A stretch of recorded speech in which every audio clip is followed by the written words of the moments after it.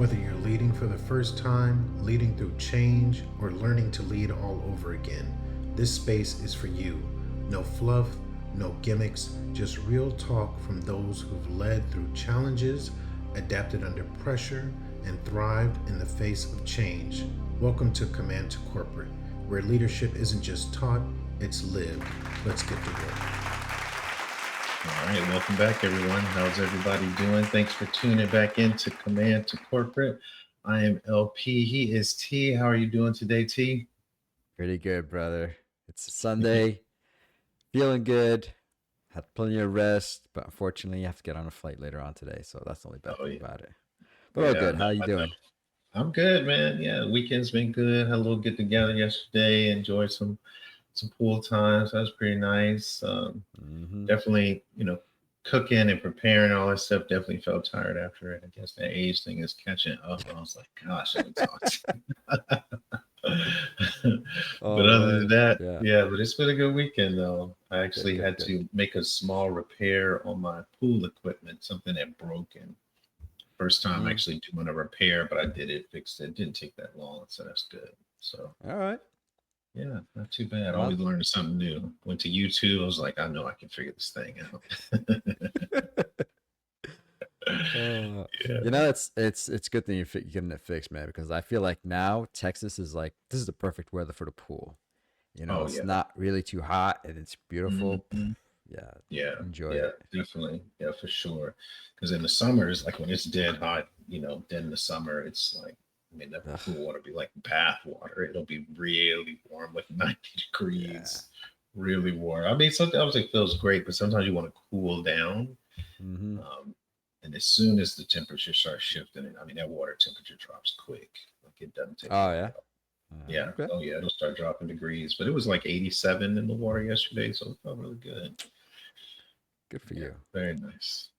All right, so for this episode, Mm-hmm. we are going to talk about us and actually give a proper introduction to ourselves because, yes, we do have a description, tells a little bit about, the channel and, how we started it a little bit, but we're going to get a little bit more in depth because it's not in any of our episodes, but it Mm. is a little bit. So on our very first episode, it was a pilot. We were just testing out equipment, testing how this whole thing works, the platform we record on, everything like that.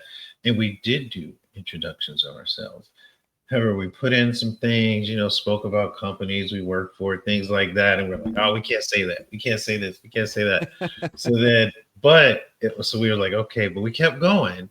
And it Yeah. turned into a very fruitful conversation where we're like, we can't recreate that. We have to keep it. So we'll cut all of that stuff out. And so now we're like, you know what? Let's pause. Let's go Mm. back. Let's talk a little bit about how we, our journeys a little bit more in depth. And then how we got to where we are now, how we even thought to start the channel, the topics, what's our whole deal. And it's a good timing because we're going to make a little bit of a shift in what we've been putting out. We're going to focus on some stuff, so more to come on that. That'll be our season 2 kickoff. So Yeah. looking forward to that. And then hopefully what comes out of that will be, something that people out there will really be able to benefit from. And not that you haven't benefited from what we're talking about already, and hopefully you have, and definitely drop some more comments. We definitely want to see those and go back. And if we'll check and see and all that good stuff. So yeah, Yeah. so that's where we are. Yeah. I think the future will be a little bit more focused for a specific target, but we'll roll that out in the future. But that's Yeah, kind of what we're looking at. Yeah.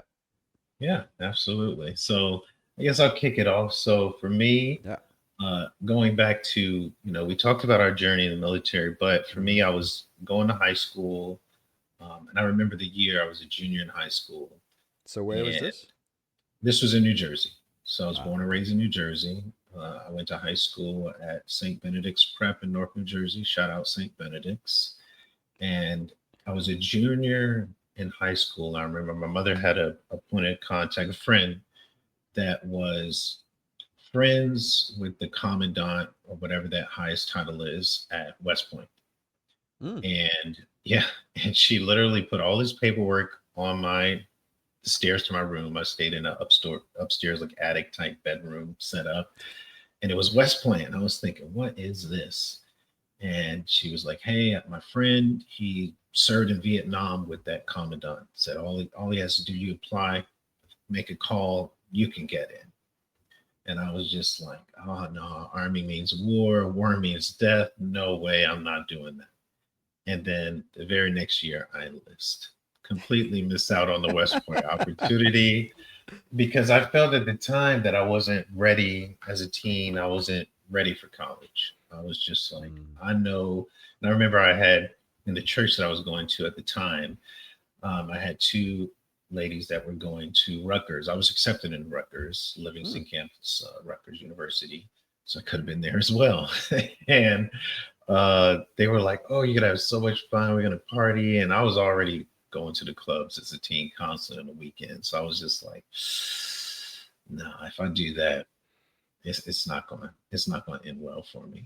And so I was like, no, I can't do that. And I definitely did not want to stick around, be at home, have a mother take care of me. Didn't want to do that because she had already paid. I went to like somewhat of a private junior high school, went to a Catholic high school, but you had to pay. And so with all that money, I'm like, I don't want her to continue to pay for things for me. I need to go on out there and make it on my own. And I was working at the time, the Star Ledger newspaper, which was the largest, I think, newspaper in the tri-state area up there. It's since gone out of business, but even then I was working there after school, summers. They were like, I had 2 articles in the paper as a teen, and they were like, "Hey, if you want to come back and be a reporter, you could do that. We'll hire you on."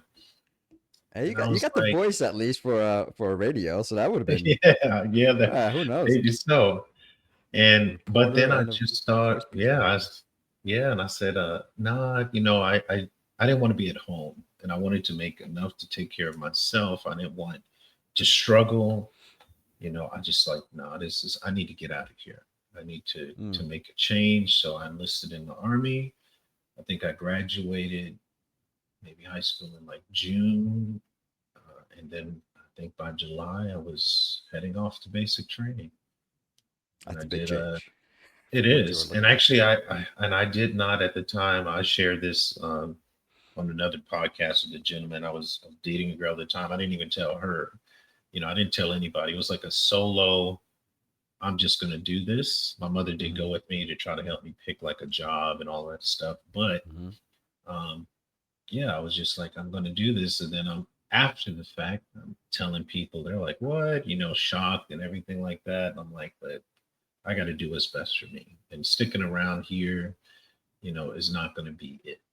And so when I went to basic training at Fort Knox, Kentucky, that was a shock in itself. And then because I remember showing up the first day, sitting on my duffel bags, facing away from the way the drill sergeants were coming. And it was just like a movie. It's like foggy, everyone's quiet, just peacefully waiting. And then I start seeing people in front of me start to look back. So then I'm just like, what are they all looking at? And you see all these drill sergeants come over the hill. And they're all nice. Stand up, show me your ID tag. Hey, welcome. Very friendly. And then they're like, all right, come with us. And they're like speed walking. We got 2 big duffel bags. Where people are falling, trying to keep up. And then when we get down in front of the barracks, all hell breaks loose. Then they're just yelling out names. Get over here, people tripping, falling, and trying to hustle it up. But where was basic training? Fort Knox. Fort Knox, sorry, I may have said that. Yeah, Fort Knox, Kentucky. Yeah. And then from there, I went to Aberdeen Proving Ground and did my MOS was at the time 45 Golf, so fire control repairs. I used to work on electronics on tanks and Bradleys. So a lot of schematics, a lot of SOPs and all kinds of things, and soldering and a lot of electrical work, which I still keep up those skills to this day. Really? Yeah. Oh man, I have schematics still in my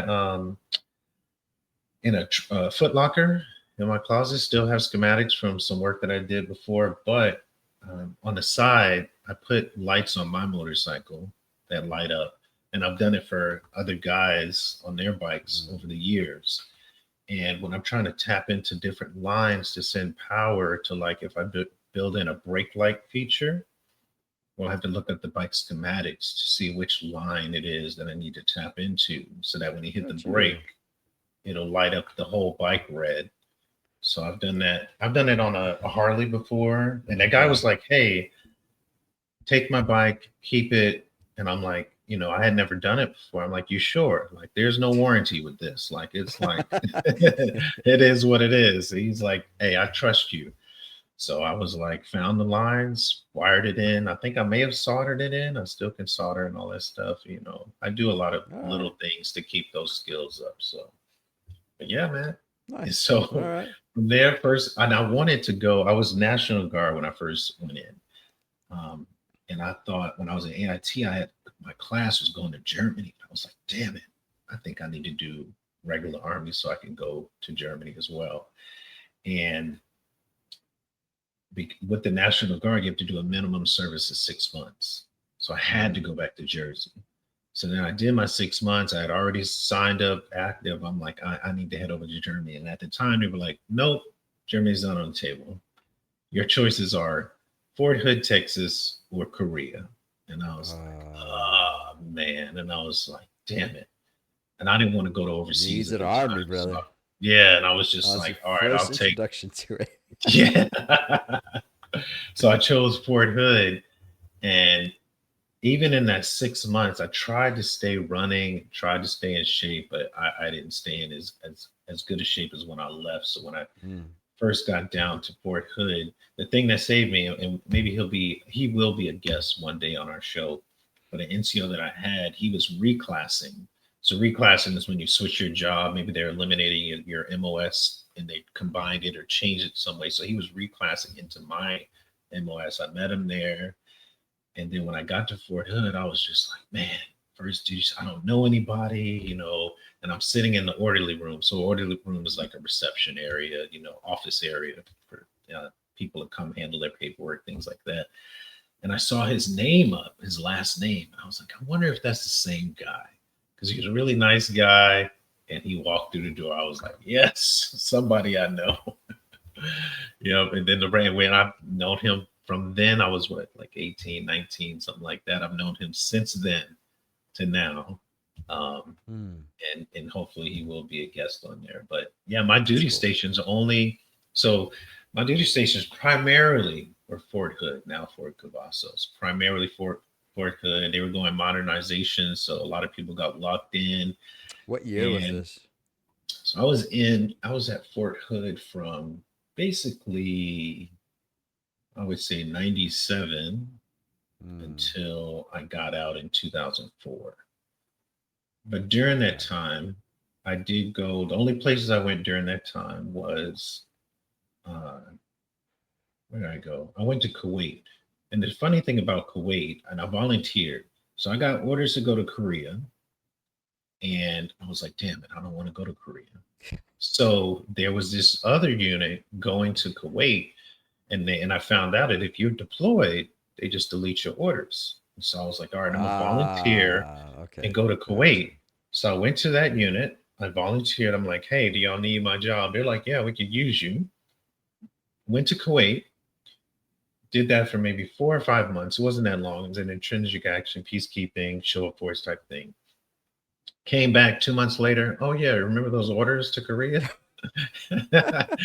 Here they are with a new date. I'm like, damn, this, good gracious. Saving grace, I guess. Go ahead. What'd you think of Kuwait? I thought Kuwait was all right. It was hot. I mean, man, let me tell this story, because I think we went to Kuwait. Yeah. It might have been like August or something like that. I think it was August. And we fly in, we land, we hit Kuwait. They bus us out to wherever we're going to draw our equipment to head out into the field, into the desert. We arrive at midnight. I'll never forget. And it was 100 degrees at midnight. Yeah. By 10 o'clock in the morning, it was pushing 130. Yeah. And it felt like the wind riding in Vietnam. You didn't even want to feel that. It felt like, imagine people taking your oven, put it as hot as it can go, then put a fan in front of it and blow it into your face. That's exactly what it feels like, stinging your skin. Yeah, I that is was so like, true. It's yeah, it's I mean, I hard was, really to understand that till you actually experience it. Yeah. oh yeah, yeah. And we spent, I mean, just sweat. I mean, that's just where you want to be in long sleeves. Like you don't want the sun hitting your body at all. So and you prayed for like sandstorms to block the sun and Yeah. drop the temperature to 100 at least Yeah. is bearable. But that's you know So that's crazy part. Like I remember first time deploying. It's like I was like, what do you mean I can't roll my sleeves up? I'm in like I'm like 120-degree weather, and you tell me I can't roll my sleeves up, and then you quickly realize like, yeah, you don't want to roll up your sleeves because you'll burn so quickly. Yeah. oh Sorry, that's just like really brought back a memory because I remember I was like, these people don't know what they're talking about. I'm gonna get a heat stroke yeah. because my sleeves are rolled down. Yeah. But yeah, it's so true, man. Sleeves rolled down is money in Kuwait and Iraq. Yeah. All right, I sorry. think the Go ahead. only thing, no, you're good. I think the only thing that was like irritating with the flies in Kuwait. Mm. I mean, you couldn't hold your mouth open long enough or they'd be in it. Boy. It was bad. It was just like, God, dog, they want to get in I mean, they were everywhere. We had traps and of this liquid mixture, and they would fill up with flies. They were just relentless, the flies out there in the desert. You're like, what are they out here for? But they were out there.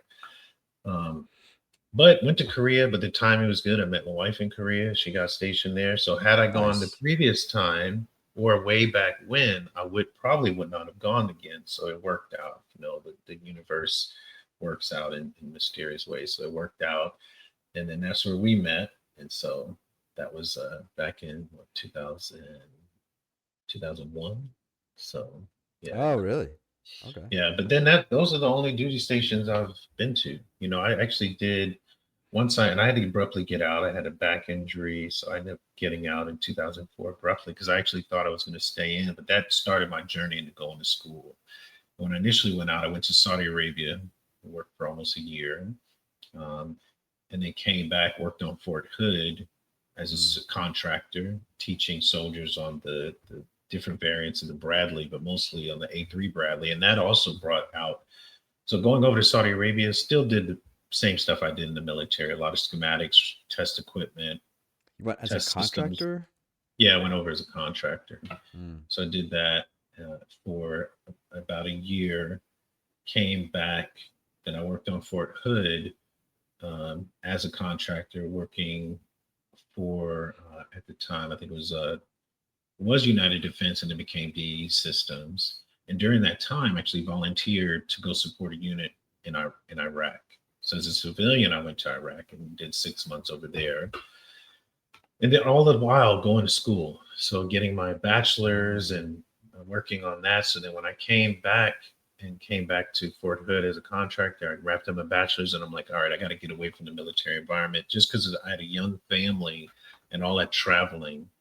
I was like, I don't want to keep doing this. And so, yeah.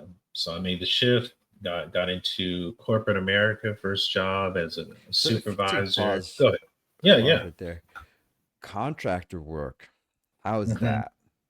Because I'm sure, I mean, that's that to me, and then maybe a lot of people in the military is like, oh, I'm going to get out. I'm just going to be a contractor, because it seems like the easiest transition It out. does. It Yes. And a lot is. of people do it. It is easy because if you can make the connections, Mm. because you may be familiar in your space, like we deal with a lot of contractors that come in for new equipment. We're Yeah. working with them. They're releasing something. So they're there. And so it's those connections that you start to make to say, okay, yeah, let me come back.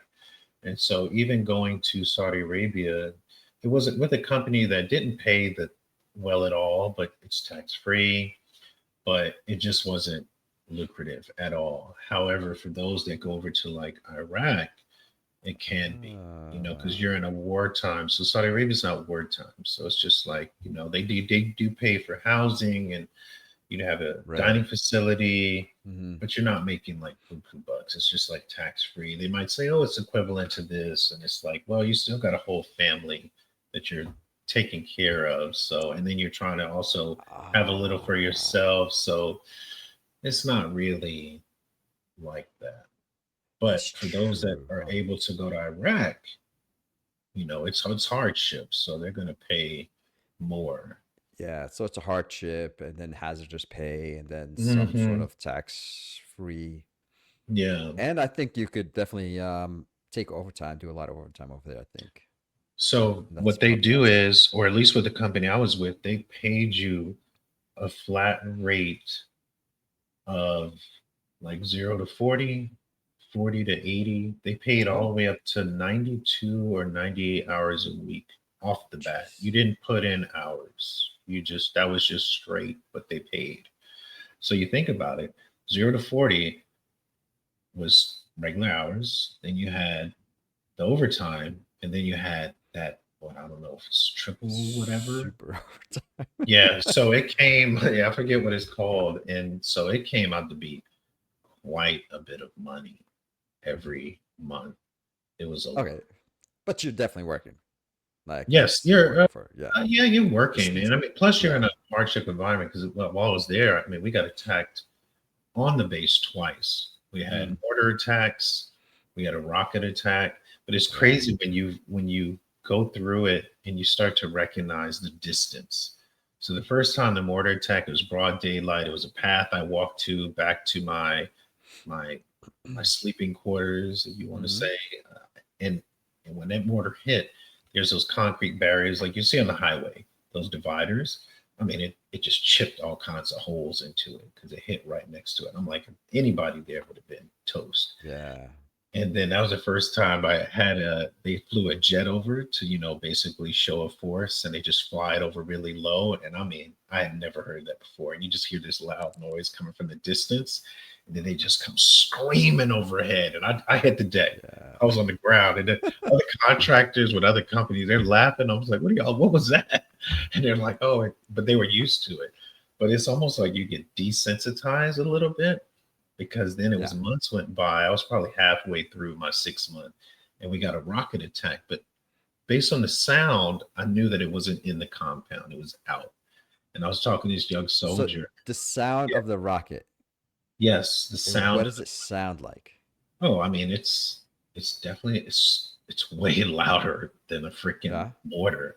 The mortar, you do hear the whistle, boom, and then it's just like a pow, but really loud. A Uh-huh. rocket is like an explosion.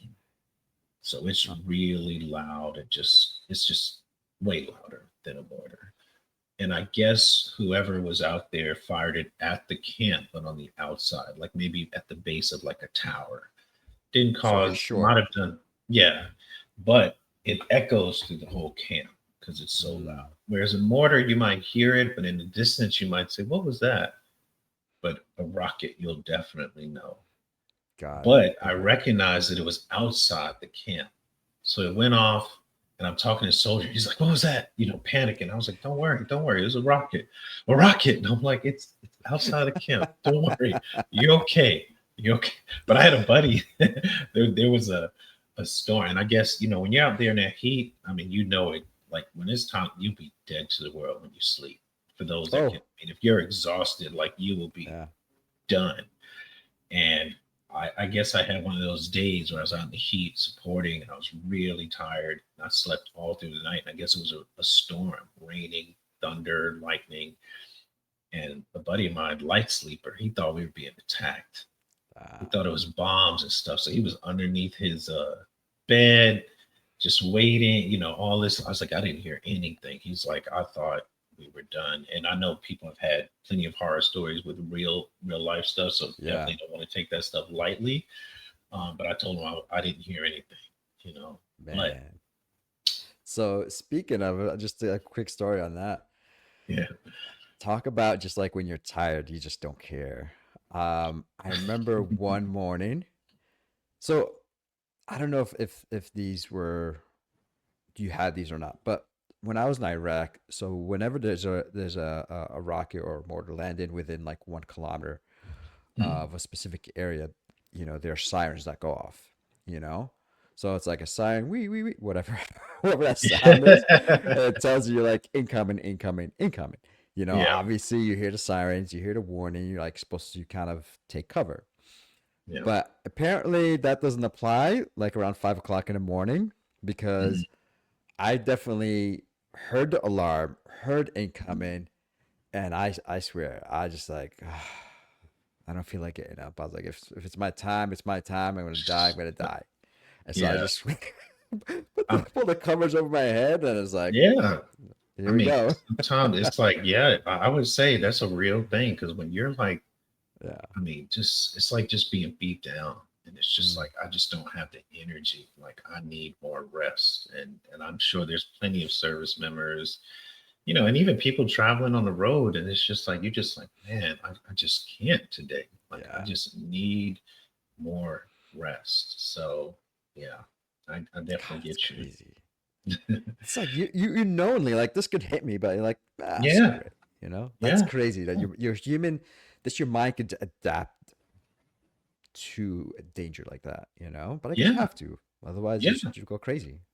yeah. I mean, and especially in the military, having to adjust to stressful situations, and you would hate to be desensitized like that, but it happens. It's just Yeah. like, look, I'm just like running on fumes, and that's it. Hmm.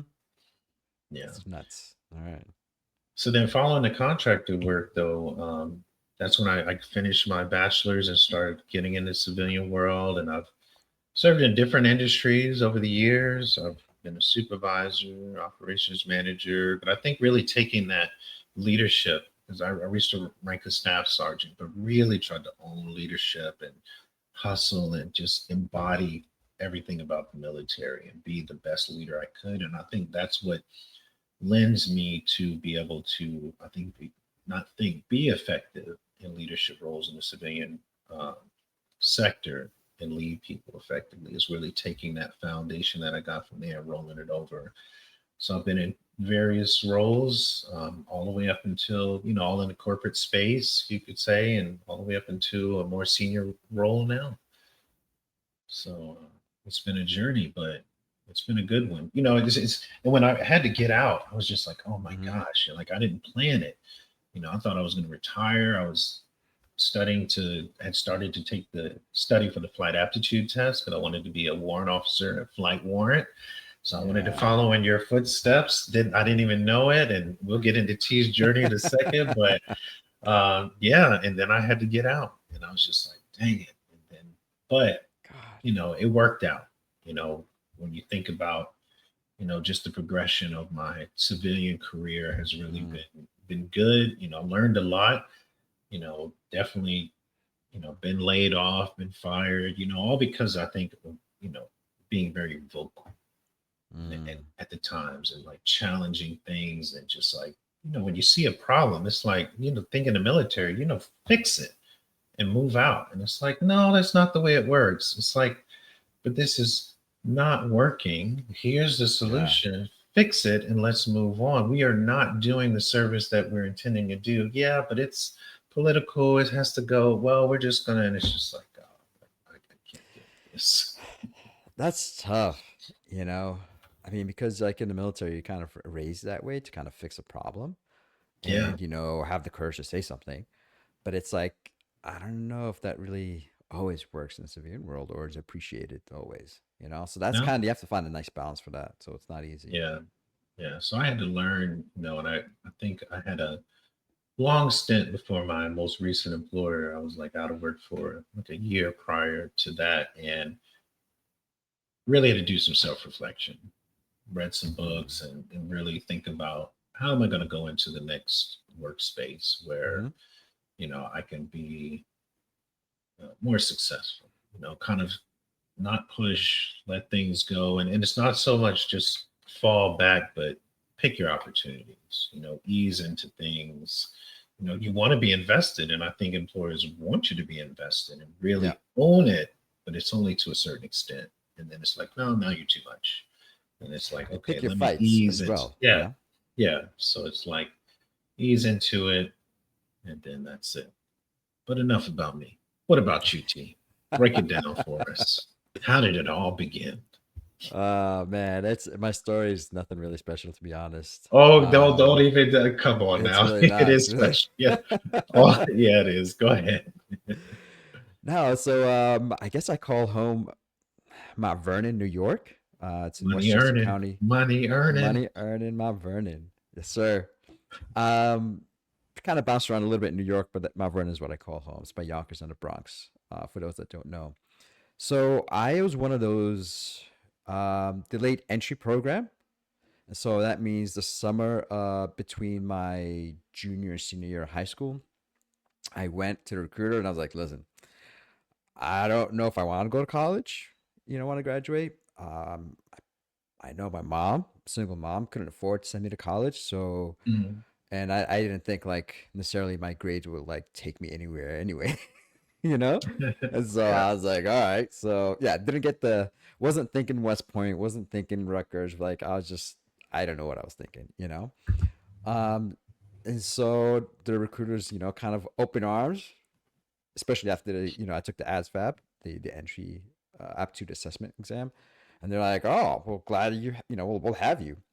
And so I enlisted for at that time 31 Sierra Satellite Communications, Mm. and I because I was delayed entry program, I was like a year out, and so I would go drill.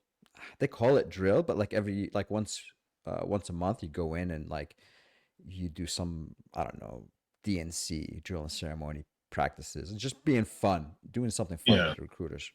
Hmm. So yeah, I went to basic 2 days after graduating high school, so it was like very Wow. quickly. Yeah, there's no time for anything.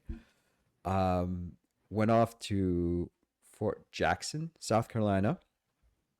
And yeah, it's a similar story. It's just like it's an eye-opening experience. Yeah. um, Especially being in those open bays and people freaking out. And it's just like, you meet people from all walks of life all across the United States. It's like the Hmm. first time I met somebody from Montana, that was like, holy, wow, there's people like this. Yeah. Yeah. Not to say there's anything bad, about people in Montana, but like coming from New York, you don't see, and at that time, like back in 96 is when I enlisted. Like Yeah. New York was like super baggy jeans, baggy top. It was like a very, very Classic hip 90s hop. look. Yeah, Yeah. exactly. And then I come across this guy from Montana, like skin tight jeans, a huge belt buckle, just a regular like cowboy button up and an Yeah. actual hat. And I was like, man, this is something out of the movies. Yeah. Yeah. Uh, You're right. because I don't know, I've never met anybody like that. I just Yeah. was around the people that I was around in New York. Yeah. It's like my school was just all it was a lot of Jamaicans, Haitians. So it wasn't extremely diverse. Um, Mm. so it was very unique school, but it was cool. It was fun. I enjoyed it. But going from that atmosphere to seeing somebody from Montana was crazy to me. But Yeah. it was cool. So that's the fun part. Like I was like, oh wow, like this is fascinating. Yeah. Anyway, so I go to finish basic training, go to my job training, advanced individual training, AIT, Mhm. and that was SATCOM, satellite communications. That was a And where year was long that? training. Where was That that? was Fort Gordon in Georgia. Oh, Fort Gordon, Georgia. Yeah. So I spent like I think 10 months. That was a Mm. long, long training. And we had drill sergeants, so it kind of sucked. you know, Having drill sergeants there and like you kind of still don't have all the freedoms that you have of like just a regular army. But Yeah. got that over with, and then first assignment was Fort Bragg. So that Mm. was that was interesting. So being on Bragg and being a leg is not good. So being a leg is somebody basically that's not airborne qualified and not wearing that Oh, maroon yeah. That's right. That's beret. jump school. Yeah. So yeah, you walk around 82nd land and people are like, dirty, nasty leg, get out of here. What are you doing here? Dang. Man, I didn't know it was like that. oh, it's like that. Wow. Oh, they don't So take if you're not kindly. so if you're not airborne, you're nothing. Exactly. You know, that's what it Dang. is, a brag. And then first experience was not a great experience necessarily, because here I am, like I found myself just mopping the floor and sweeping and buffing and like I'm like a janitor here, you know, That's basically. your first duty station? Yeah. So I mean, like you're, and I'm exaggerating here a little bit, but like you do some training, you do some work, but I don't have the experience. I'm still Mm, learning, still on, so yeah, you kind yeah. of do all these things. All Like the I've extra never, duties and stuff. yeah. So I've never used a buffer in my life. So here I Yeah, am, like, true. bro, I'm a janitor. Everyone gets qualified as a janitor. Yeah, and like doing KP, kitchen police. Oh, yeah. So going doing dishes, and I was like, man, what is Yeah. going on here? This is not the army I signed up for. Uh, and then I see like people around me, and I see this company commander. I was like, bro, this guy is not doing anything. He's just telling everybody what to do. I was like, that's what I want to do. Oh, That stuck in the back of my head. But I really had some great NCOs and great environment that encouraged me to kind of, hey, continue my education. And mm, so that's what I did. So I was going to night school at the time, and I would take one course, after work from 6 to 9, go to school. Weekends yeah, were yeah. just consumed were with like homework, catch up, or projects. Mm, And that was really like I was exhausted, because you wake oh, up I for believe it. PT, Oh, yeah. and then like so from like 5 to 9, 10 o'clock, it's just the whole day is packed. And so Dang. I was like, this is crazy. And then one day I was looking at the Soldier magazine, which Soldier magazine still exists, you know? Mm, And there was a card. I don't know if okay, for young people out there, back in the day, you had like in magazines that had cards, like cards you could just literally rip out. And what I yep. did, it was for West Point. I had to fill out this postcard, essentially what it is. And I was like, yeah, I'm interested in West Point. And I sent it in, right? Not thinking much of it. Didn't even know really what West Point is. All I heard is I was like, hey, get your degree, become an officer.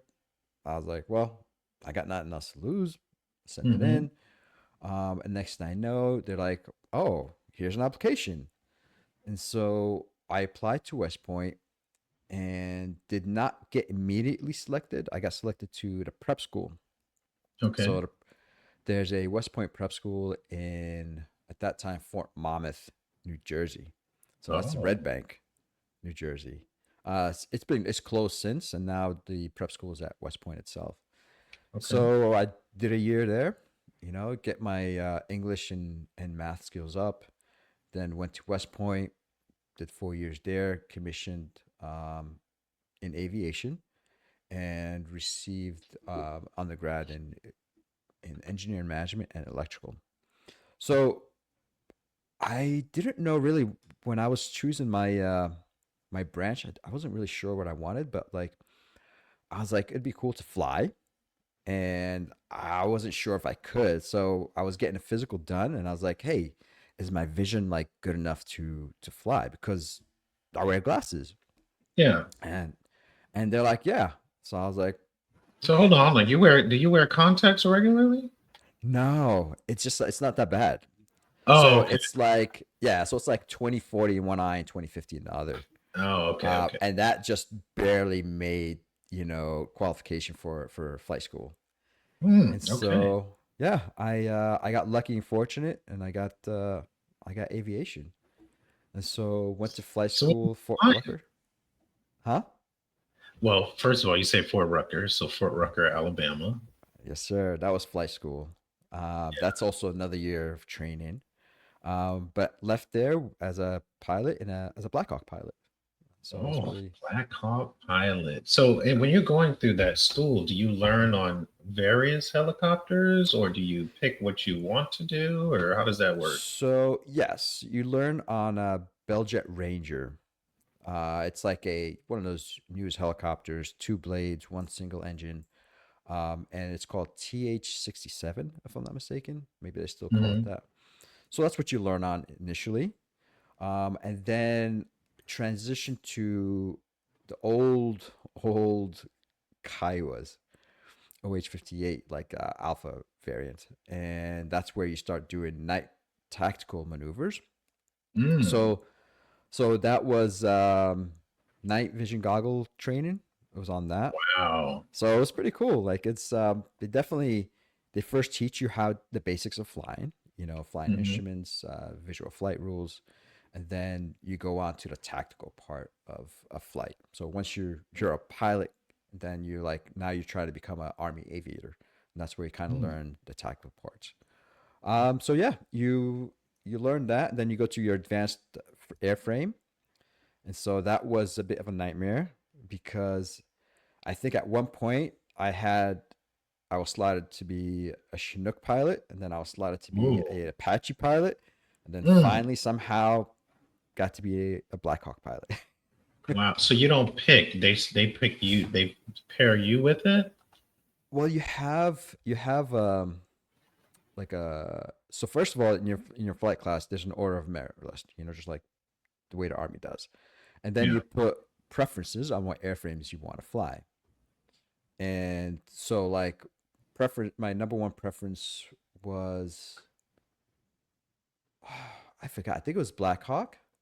Hmm. I don't know. It must have been Black Hawk, but for some reason or another, that wasn't available at that time. Yeah. And Hmm. so it was like an Apache, and then a Chinook, and then finally Black Hawk became available, and I was like, yeah, I'll take it. Okay. So yeah, so that's how it's order of merit and your preference of what you want. Okay. So So how long did you end up flying for during your time? Because I know you did some transitions, but how long did you stay as a pilot? I was a pilot for about 5 years. Wow. So yeah, not too long, but long enough. Um, One of my deployments to Iraq, I was getting a flight physical, and then found out like there's something wrong with my eyes, you know, Oh, so you and didn't fly in Iraq? did not. Oh, wow. So I don't know if that's a good thing or a bad thing, but it is what it Oh, is. Yeah. yeah, it is what it is. You're right. And so yeah, so I couldn't fly anymore, and then I basically had to transition out of aviation, and then so that was a tough decision, figuring out like where I want to go after. And so I Mhm. chose finance, and just kind of thinking in the future of what may happen, when I Yeah. get out. So yeah, got transferred over to finance corps and spent the rest of my career in a finance corps. Basically, taking a team to Iraq a couple of times, all the way to working in the HR command for the army. Is when I finished my career and retired there. So in total, during my time, I did a 12-month rotation to Iraq. Then the second one was 15-month, and then another, I think, 10-month to Afghanistan. So it's all pretty good, not too bad, pretty good Mhm. time. So yeah, retired in 2021. That was attempt number two because my first attempt was like around I think I was on terminal leave in February of 2020, Mhm. and I was like, "Oh, this is great! I'm gonna live my best life." And then COVID hit, and I was like, "Oh snap!" Like everybody's like, "What am I gonna do?" Like the whole world is shutting down, and I'm sitting out Yeah. here like no work, and I'm just seeing people like being sent home, and I was like, "Oh, this is bad." Like all I could think of was back, you know, the great financial crisis of Mhm. whatever the Oh, mhm. early Yeah. 2010s or whatever that is. Yeah. And, people took literally years to find a job, it seemed like, at least people that I Mhm. knew. And I was Yeah. like, man, I don't want to be stuck like that. And so I called back my boss. I was like, hey, this is horrible out here. Would you guys take me back? And was a really cool boss. Luckily, I worked for good people, and I worked for Mhm. HR command. And so they're Yeah. like, yeah, just come back. And so I was like, Oh, all right. So I went back, did another year, and finally did my retirement in 21. And so once I retired, I made the rank lieutenant colonel, and nice. then no wife, no kids. I paid off all my bills by that time, and so I was like, what am I gonna do? So I've always had a dream of traveling around the world, and so Yeah. that's kind of what I did. Took 15 months Went to Nice. 26 or 27 countries at that time. Just backpacking, sleeping, in like hostels, hotels, Airbnbs, a little bit of everything. And Mm, so it was really, really a good time. And then while I was traveling, I was also doing some interviews at that time. And mm. so, yeah, actually, my first job, I interviewed when I was in Colombia, Bogota, Colombia, the country. Okay. Oh, wow. And so, Okay. yeah, it was pretty cool. Came Yeah. back and then had a stint with a big, I don't know, I don't know what you call it. I don't want to say the name, but like, Like uh, distribution type company yes, or there you something go. like that. Yeah, yeah, there you go. I think I remember that. Yeah, so I did operations there and then transitioned to another company doing change management, and then transitioned that to strategy. So yeah, life has been good. Army treated me Yeah, well. yeah. I so I got my undergrad. I got my master's thanks to the Army as well. So yeah, the Army's been really good to me, honestly. No I complaints. mean, I would say the same because I used my military benefits to get my bachelor's and master's Mm, degree as well. And so for those that are, thinking about the military, and I mean, we're speaking from the Army side, mm, but I would, if you're sitting out there, I don't know what to do, you want to make something of yourself or, get the skills, why not? I mm. know things can be, what about deployments? What about going to, war areas, things like that? I mean, it does come with it, but the benefits that you can receive from the military can be great, especially if you just Yeah. don't know. Because even during my time in the military, and I spent roughly 10 years, but each time when I was due to reenlist, I would test the waters, I would apply to jobs, see Oh, what's out really? there. Yeah, I had a resume and I would apply, and I did some interviews. I remember going down to College Station in Texas and going down there interviewing with Mm, a company using more of my technical skills. mm-hmm. Um, and the pay just wasn't there. And I was like, I don't think that's worth it. And I don't want to relocate out of my immediate area. So I was just like, no, I'll reenlist. And I did it every time until finally I had no choice but to get out. And so, Wow. yeah, yeah, That's a good point. Like I think I probably would have been less nervous retiring if I actually took some time to just apply for some jobs, you know, yeah, and figure out what the market looks like and what potentially civilian life would look like. Yeah, I'd yeah. never done that. And maybe that's why I was like so really like nervous in my transition. Yeah, and I want to encourage anyone that's listening in that they may be in the military and thinking about getting out is apply. See what Mm, get your resume cleaned up, and you do. And I think we shared this in a previous episode. Like tailor the resume to the job you're applying to that role. Some people don't, so you may end up having to have multiple versions of your resume until you finally reach a point where it's like, okay, I can ride with this one all the time, but when mm-hmm. you're first getting out there and applying, you will have to tailor it because there are some hiring managers, recruiters, they don't see the translation. So Yeah, you have to do it for them. So keep that in absolutely. mind. And then, Hmm. well, T and I, we met on an employer that we were both working for, and we were, started to get to know one another. And then I remember, well, let me back up.